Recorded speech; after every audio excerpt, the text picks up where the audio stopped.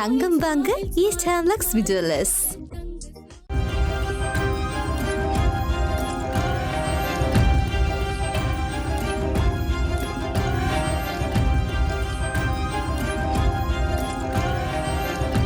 வணக்கம், இது நிஜக்கண். மக்கள் மீது பல்வேறுபட்ட உறுதிகளை வழங்கிய அனுர தரப்பு தற்போது அதனை நிறைவேற்ற தவறி வருகின்றது. இந்த விமர்சனம் கடுமையாக எழுந்து வருகின்றது. பொருட்களின் விலை குறைப்பு, எரிபொருள் விலை குறைப்பு, சீரான மருத்துவ சேவை என அத்தியாவசிய வாக்குறுதிகள் அள்ளி வழங்கியுள்ளது அனுர தரப்பு. பயங்கரவாத தடை சட்டத்தினை நீக்குதல், புதிய அரசியலமைப்பினை கொண்டு வருதல், தமிழர்கள் மற்றும் சிறுபான்மையின மக்களின் பிரச்சினைகளை தீர்த்தல் உட்பட பல்வேறு வாக்குறுதிகளை அனுர தரப்பு பல்வேறுபட்ட மேடைகளில் அடுக்கிவிட்டனர். இந்த நிலையில் ஆனந்தபுரம், வட்டுவாகல், தேவிபுரம், ஓமந்தை ஆகிய 4 இடங்களில் எமது உறவுகள் சரணடைந்த போது கடமையில் இருந்த படை அதிகாரிகளை ஜனாதிபதி அன்றகுமார தலைமையிலான அரசாங்கம் முதற்கட்டமாக விசாரணைக்கு உட்படுத்தி நம்பிக்கையை ஏற்படுத்த வேண்டும் என சுவிட்சர்லாந்தின் ராஜாங்க துணை செயலாளர் டிம் என்ட்ரலின் கோரிக்கை விடுத்துள்ளார். வலிந்து காணாமலாக்கப்பட்ட உறவினர்கள் இலங்கைக்கு விஜயம் செய்துள்ள சுவிட்சர்லாந்தின் வெளிவிவகாரங்களுக்கான பெடரல் திணைக்களத்தின் சமாதானம் மற்றும் மனித உரிமைகள் பிரிவுக்கான ராஜாங்க துணை செயலாளர் டிம் என்ட்ரலின் 2 நாட்கள் வடக்கிற்கான விஜயத்தினை மேற்கொண்டிருந்தார். இதன்போது கடந்த சனிக்கிழமை மாலையில் வலிந்து காணாமல் ஆக்கப்பட்டவரின் உறவினர்களை கிளிநொச்சியில் சந்தித்து உரையாடியிருந்தார். இந்த சமயத்தில் போரின் பின்னரான 15 ஆண்டுகளில் ஆட்சியில் இருந்த எந்தவொரு அரசாங்கமும் வலிந்து காணாமல் ஆக்கப்பட்டவர்கள் தொடர்பில் உரிய கரிசனைகளை கொண்டு நடவடிக்கைகள் முன்னெடுக்கவில்லை. சர்வதேச அழுத்தங்களில் இருந்து விடுபட்டுக் கொள்ளவும் சர்வதேசத்தினை ஏமாற்றுவதற்காகவுமே வலிந்து காணாமல் ஆக்கப்பட்டவர்கள் பற்றி அலுவலகத்தினை அரசாங்கம் ஸ்தாபித்தது. அதில் ஒரு சம்பவத்தினை கூட முறையாக விசாரணைக்கு உட்படுத்தவில்லை. வெறுமனே காணலாக்கப்பட்டவர்களின் உறவினர்களுக்கு மாதாந்த கொடுப்பனவுகளை வழங்கி இறப்பு சான்றிதழ்களை வழங்குவதற்கே அந்த அலுவலகம் முனைந்தது. அதன் காரணத்தினாலேயே நாம் வலிந்து காணாமலாக்கப்பட்டவர்கள் பற்றி அலுவலகத்தினை முற்றாக நிராகரித்தோம், தற்போதும் நிராகரிக்கின்றோம். ஆனால் அனுரகுமார தலைமையிலான அரசாங்கமும் நாம் நிராகரித்த அந்த அலுவலகத்திற்கான ஆட்சேர்ப்பு நடவடிக்கைகளை முன்னெடுத்து வருகின்றது. இதன் காரணமாக புதிய அரசாங்கத்தின் மீது நமக்கு நம்பிக்கை இல்லாத நிலைமையை காணப்படுகின்றது. எம்மை பொறுத்தவரையில் புதிய அரசாங்கம் ஊழல் ஒழிப்பு, முறைமை மாற்றம் பற்றிய பல விடயங்கள் பற்றி வாக்குறுதிகள் வழங்கியுள்ளது. ஆகவே அவற்றை அமுலாக்குவதற்கான நடவடிக்கைகளை முன்னெடுக்கும் அதே நேரம் விசேடமாக பாதிக்கப்பட்ட எமக்கு நம்பிக்கையை ஏற்படுத்தும் முகமாக சில விடயங்களை முன்னெடுக்க வேண்டும் என்று கேட்டுக்கொள்கின்றோம்.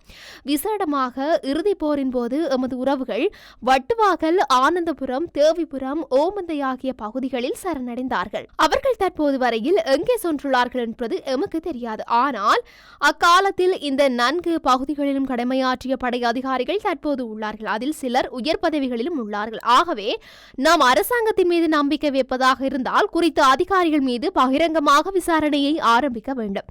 அவ்வாறான விசாரணையை முன்னெடுப்பதனூடாக அரசாங்கம் எமக்கான நீதியை நிலைநாட்டுவதற்கு முனைகின்றது என்ற நிலைப்பாட்டை எம்மால் ஏற்றுக்கொள்ள முடியும். அந்த வகையில் அரசாங்கம் ஆணைக்குழுக்களை அமைப்பதாலோ அல்லது வலிந்து காணாமலாக்கப்பட்டவர்கள் பற்றி அலுவலகத்தினை செயல்படுத்துவதாலோ எந்தவிதமான முன்னேற்றங்களும் ஏற்பட போவதில்லை. அதே நேரம் சர்வதேச சமூகம் எமக்கான நீதியை பெற்றுக் கொடுப்பதற்கும் சர்வதேச பொறிமுறை ஒன்றை ஸ்தாபிப்பதற்கு நடவடிக்கைகளை முன்னெடுக்க வேண்டும் என குறிப்பிட்டுள்ளார் வலிந்து காணாமலாக்கப்பட்ட உறவினர்கள். இதேவேளையில் தற்போது நடைமுறையில் இருக்கும் பயங்கரவாத தடை சட்டம் சர்வதேச நியமனங்களுக்கு புறம்பான மிக மோசமான சட்டமன்ற விடயம் சகல தரப்பினராலும் ஏற்றுக்கொள்ளப்பட்டிருக்கும் நிலையில் ஏற்கனவே வழங்கிய வாக்குறுதிகளுக்கு அமைவாக எனவே அச்சட்டம் பிரத்யேகப்படுவதை தடுப்பதற்கான உத்தரவை அரசாங்கம் உடனடியாக பிறப்பிக்க வேண்டும். அதனைத் தொடர்ந்து அச்சட்டத்தை முற்றாக நீக்குவதற்குரிய நடவடிக்கைகள் முன்னெடுக்கப்பட வேண்டும் என வலியுறுத்தியுள்ளார் அரசியல் மற்றும் மனித உரிமைகள் செயற்பாட்டாளர்.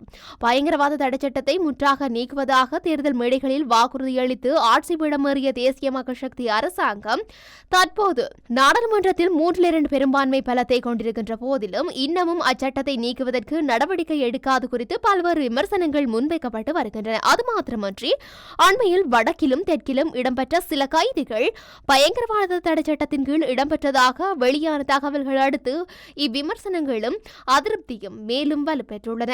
இவ்வாறானதொரு பின்னணியில் பயங்கரவாத தடை சட்டம் முற்றாக நீக்கப்பட வேண்டும் என வலியுறுத்துகின்றார் இலங்கை மனித உரிமைகள் ஆணைக்குழுவின் முன்னாள் ஆணையாளரும் சட்டத்தரணியுமான அம்பிகா சட்குணநாதன். நாடாளுமன்ற தேர்தலுக்கு முன்னரான இடைக்கால அரசாங்கத்தில் அமைச்சர் விஜித ஹேரத்திடம் பயங்கரவாத தடைச்சட்டம் நீக்கம் தொடர்பில் கேள்வி எழுப்பப்பட்டதாகவும், இருப்பினும் அவர் அதற்கு தெளிவான பதிலொன்றை கூறவில்லை. எனவே தற்போது அவர்கள் அச்சட்டத்தை பிரயோகிப்பது தனக்கு ஆச்சரியத்தை அளிக்கவில்லை என தெரிவித்த அவர், கடந்த காலங்களில் தேர்தல்களின் போது அரசாங்கத்தினால் வழங்கப்பட்ட வாக்குறுதிகள் ஆட்சி பீடம் ஏறியதன் பின்னர் நிறைவேற்றப்படாமல் கைவிடப்பட்ட பல்வேறு சம்பவங்களை நினைவு கூர்ந்தார். பயங்கரவாத தடைச்சட்டம் தொடர்பில் வெளிக்காட்டப்படும் எதிர்ப்பு என்பது கொள்கையை அடிப்படையாக கொண்டதாக அமைய வேண்டும். ஆகவே அச்சட்டத்தின் கீழ் வடக்கை சேர்ந்தவரோ அல்லது தெற்கை சேர்ந்தவரோ யார் கைது செய்யப்பட்டாலும் அதனை எதிர்க்க வேண்டியது அவசியம் வலியுறுத்தியுள்ள அம்பிகா சத்குணநாதன், அதேவேளை பயங்கரவாத தடைச்சட்டம் முற்றாக நீக்கப்பட வேண்டும் என்பதே தனது நிலைப்பாடு என தெரிவித்த இலங்கை சட்டத்தரணிகள் சங்கத்தின் முன்னாள் தலைவர் ஜனாதிபதி சட்டத்தரணி சாலிய பீரிஸ்,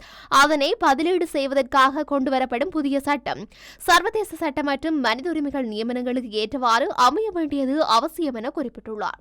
இதுகுறித்து கருத்து வெளியிட்ட தமிழ் தேசிய மக்கள் முன்னணியின் தலைவரும் நாடாளுமன்ற உறுப்பினருமான கஜேந்திரகுமார் பொன்னம்பலம், தற்போது நடைமுறையில் இருக்கும் பயங்கரவாத தடைச்சட்டம் சர்வதேச நியமங்களுக்கு புறம்பான மிக மோசமான சட்டம் என்ற விடயம் சகல தரப்பினராலும் ஏற்றுக்கொள்ளப்பட்டிருப்பதாக குறிப்பிட்டுள்ளார். எனவே அச்சட்டம் பிரயோகிக்கப்படுவதை தடுப்பதற்கான உத்தரவை அரசாங்கம் உடனடியாக பிறப்பிக்க வேண்டும். அதனைத் தொடர்ந்து பயங்கரவாத தடைச்சட்டத்தை முற்றாக நீக்குவதற்குரிய நடவடிக்கைகளை முன்னெடுக்கப்பட வேண்டும் எனவும் வலியுறுத்தினார் கஜேந்திரகுமார் பொன்னம்பலம். வடக்கு கிழக்கு மாகாணத்தில் தமிழ் மக்கள் எதிர்கொள்ளும் பல்வேறு பிரச்சினைகளை தீர்ப்பதற்கு புதிய அரசாங்கம் முன்வர வேண்டும் என கோரிக்கை விடுத்துள்ளார் சிவில் அமைப்புகளின் செயல்பாட்டாளர். இந்த நாட்டிலே மூவின மக்களின் வளங்கள் திட்டமிட்ட வகையில் அபகரிக்கப்படுகின்றன. பெண்களும் பன்முகப்படுத்தப்பட்ட பிரச்சினைகளுக்கு உள்ளாக்கப்பட்டுக் கொண்டிருக்கின்றார்கள்.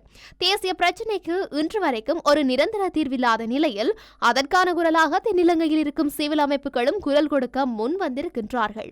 பாதிக்கப்பட்ட இந்த மக்களுக்கான தீர்வு இலங்கை அரசாங்கத்தினூடாக கிடைக்க வேண்டும் என பாதிக்கப்பட்ட அனைத்து தரப்பினூடாகவும் நாங்கள் வேண்டி நிற்கின்றோம் என குறிப்பிட்டுள்ளனர். ஆனால் அரசாங்கத்தின் மீது மக்களுக்கு நம்பிக்கை இல்லை என்ற விடயம் தெளிவாக குறிப்பிட்டுள்ளது. அதேவேளை புதிய அரசியல் தீர்வுகளுக்கு முனைவதாக அரசாங்கமும் கூறி வருகின்றது. ஆனால் இதுவரையில் பயங்கரவாத தடைச்சட்டம் நீக்கப்படவில்லை என்பதும் குறிப்பிடத்தக்கது. என்னதான் நடக்கப் போகின்றது என்பதனை பொறுத்திருந்துதான் பார்க்க வேண்டும். மற்றொரு நிஜக்கண் நிகழ்ச்சியில் சந்திக்கலாம். வணக்கம்.